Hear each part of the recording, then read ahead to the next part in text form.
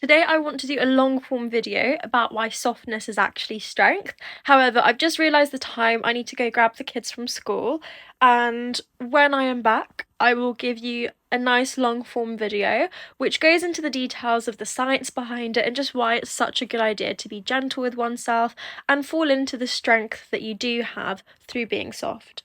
The day has run away and now I'm filming this at night. So yeah, it's just another example of how, people might look like they're chronically online, but life does happen. But I did film some TikToks in the middle of the breaks that I did get for myself. Really quick ones, so they weren't of the best quality, but sometimes those are the ones that you have the most fun with. But yeah, something I've also realised with filming TikToks is I feel really awkward filming them. I just feel like I can't be as authentic or as my natural self as I am on here. And this has also taken time to grow because, like, if you look at my very, very first few videos, I was so like, ugh, like I wasn't really comfortable. And as I do this a little bit more, I definitely become more comfortable just being myself. And I think, yeah, with TikTok, there's a pressure to speak really quickly.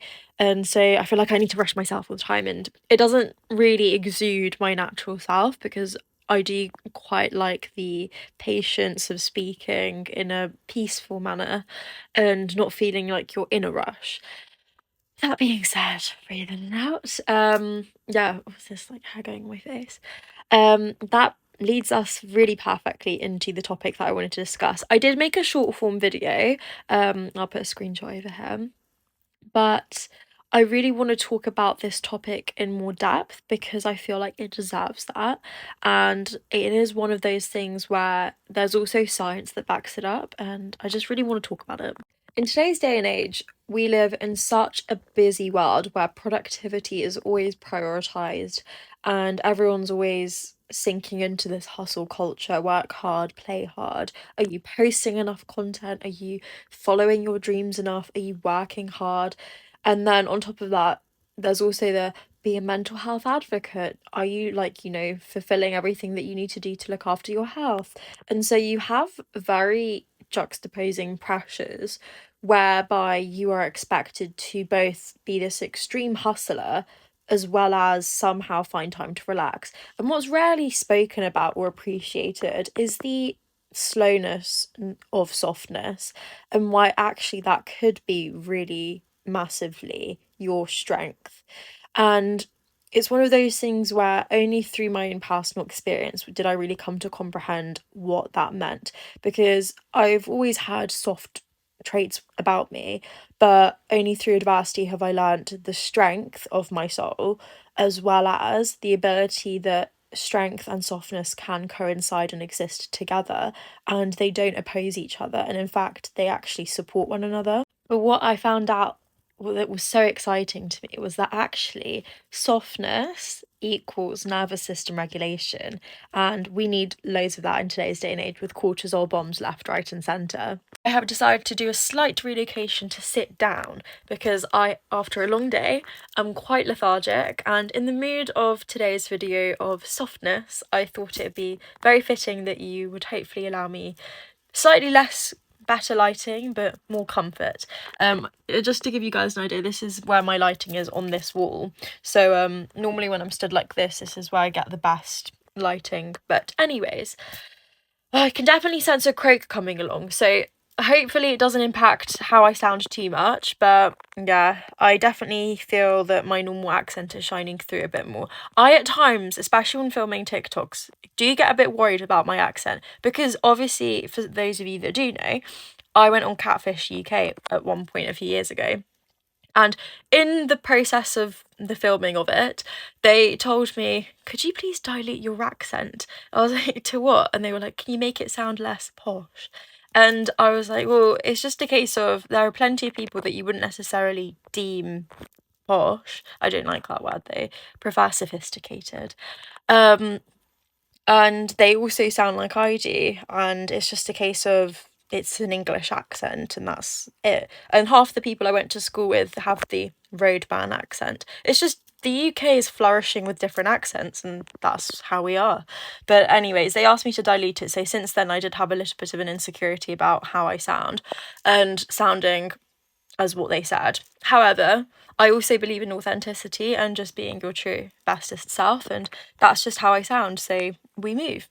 But anyways, I want to talk about neurobiology, and this is really exciting when it comes to softness. If you watched my short form video on softness being strength, you'd already know that when you speak gently to yourself, or even others speak gently to you, your body releases oxytocin, typically deemed the bonding hormone associated with love and trust, which is what we need in today's day and age, especially to ourselves. It counteracts cortisol, the stress hormone, and for those of you that are unaware, cortisol can have a very negative impact on your health if you have far too much of it. It can literally lower your immune system, make you more susceptible to further illnesses, which obviously can take your life, or drop your life expectancy, which is not ideal. It can also impact your mental health and sleep. And so it's one of those things where if you get into toxic relationships that trigger a lot of cortisol, it can literally be something that cuts your lifespan down. So we don't want cortisol. And the fact that this counteracts it is a really wonderful thing because it gives us a clue as to things that we can take to lower the cortisol levels in our system. And it lowers heart rate and blood pressure as well. So if you're feeling a bit tense, remember that speaking gently to yourself can counteract it within minutes. Gentle tone and soft touch can actually reduce the activation of the amygdala. And again, the amygdala is the fear center. I told you the croakiness would come through. The fear center of your brain. Therefore, it's reminding you that actually you're safe now and that it's okay to feel at peace. So again, we're taking our body out of survival and into peace and existence. And a lot of the times, people don't talk about the fact that when you leave survival mode, you're not going to suddenly feel this amazing freedom that people tell you about healing. That, it's rarely spoken about that after you exit survival mode, you actually have a recovery period because you're so tired. Your body finally feels safe and at peace to breathe and to exist without fear. So it's so important that we take these steps to remind ourselves and our bodies that we are safe now. And part of that is also the way that we communicate, not just to ourselves, but others. And that in turn also allows people to reciprocate the energy. And that's also another reason why boundaries are important, because we should not be tolerating people that bring energy that puts you back into survival mode. If you can avoid it, it's always best to.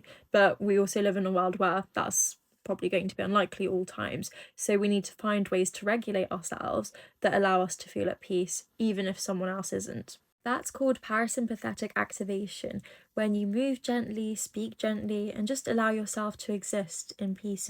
You activate the vagal brake, which basically takes you out of fight or flight and allows you to rest and digest. Dr. Kristen Neff's research from the University of Texas found that more self-compassion actually reduced anxiety and increased self-resilience a lot more than just self-esteem alone, which means that talking kindly to ourselves actually does elevate the quality of life. Being kind to yourself stimulates the anterior cingulate cortex, the same part of your brain that relates to kindness and empathy. So, again, it doesn't just impact the way that you view yourself, but likely the world around you. When you replace harsh inner criticism with peace and gentleness, your body stops perceiving yourself as a threat, which means that you're able to enter feeling tranquil. And a lot of the time, people exist in survival mode, hence, being able to experience this just through being kind to yourself is an amazing thing to do. And naturally, that will have a positive ripple effect on the way that you impact others too. Because if you're speaking kindly to yourself and being gentle and you're activating the empathic side of your brain, the likelihood is that you're also going to have a knock-on effect and experience that in what you give to other people.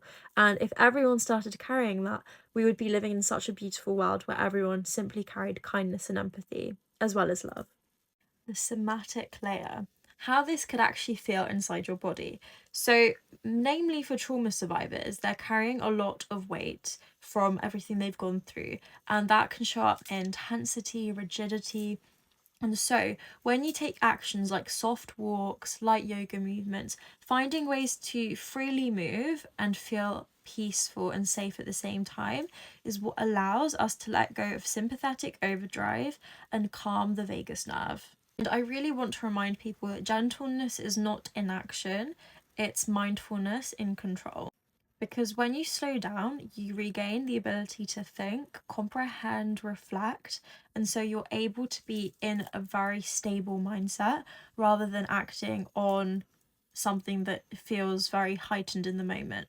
So a lot of the time, like, I think my favorite example I give to people is Star Wars. If Anakin Skywalker had waited until his body regulated the emotions, until he had calmed down, then he wouldn't have lashed out the way that he did, which had its ripple effect, which obviously gave for a great storyline in Star Wars. But in real life, if that had happened, it's not a great effect, because his anger and inability to regulate and calm down is what had such a negative impact. And so in the real world, what really is helpful is the ability to slow down and to be gentle with yourself and others around you by simply allowing yourself the chance to regulate and not let negativity take over your body. And this is so important because you regain the ability to control, not react. The psychology of soft power. I really wanted to do a heart, but I was holding my phone, so here goes heart. Sociologists call it soft power because you are choosing to lead through grace and through emotional intellect rather than force. And I always link this idea back to simpler terms of comparing humans to the animal kingdom, because at the end of the day, if you choose violence and you choose to bring any form of force that is not intelligent debate, then at that point you are bringing yourself down to an animalistic level. And at the end of the day, humans are of course animals, but what separates us from the rest of the animal kingdom is the fact that we've been able to enhance our emotional intelligence and form of communicating. And so if we rip that away from ourselves, we're limiting everything that has elevated us and separated us from other animals. And it's just a case of, if you have the ability to prove that you are emotionally intelligent and that you are regulated and that you have a way of knowing that you feel certain ways, but you don't need to resort to violence or force, there's just something so respectable about that. And it also translates not just for the outer world and for human on human interactions, whether they're strangers or someone you know, it also links back to relationships. In relationships, gentle communication is what increases receptivity and minimizes drama. Apparently, emotional regulation and warmth are contagious states because mirror neurons in the brain do like to mimic calm behavior in others. So essentially, if you adopt it, the likelihood is that you're going to have a domino effect on others around you and whoever you interact with, because that calmness does reflect in others. So essentially, the more people that do it, the better it is for the world. And that brings us to the end of the video today. I really want to emphasize that choosing peace and being gentle to yourself is not you giving up your strength, it's you prioritizing and stopping to fight your peace. Because at the end of the day, we get so wound up in the worries of the world that we forget a little bit of self-care, and a little bit of gentleness can go a long way to improve the quality of the rest of our time. And one other thing I wanted to inject was the fact that being peaceful and a pacifist does not mean being a pushover. A lot of the time I see some people trying to confuse the two. You very much so can be a peaceful, gentle and kind individual, but know when to stand up for yourself and advocate for yourself. And that does not mean you're not strong. In fact, that means you are the most honourable type of strong, because you only bring out the sides of yourself that can be deemed a bit more standoffish and argumentative when you are putting boundaries in for yourself and protecting your peace. If someone tries to destroy your peace, then the only good thing that you can do is protect it. And you just know that the rest of the time you're not doing that just for the sake of it. And it's just so important that people realise peace and being a pacifist is not being a pushover, and that you can have your moments where you need to protect yourself and that's okay. But you're not going out of your way to destroy somebody else's day. And that is the difference between someone who is hateful and wants to destroy people's peace versus someone who exists in peace and tranquility but knows that they have to protect it when someone who is a bit more hateful tries to destroy that. Oh my gosh, what's that sound? My washing machine set something off my drying rack, which is what that sound was. However, I feel like that leads me into perfectly saying I hope you have a wonderful day and a wonderful week wherever you may be in this world.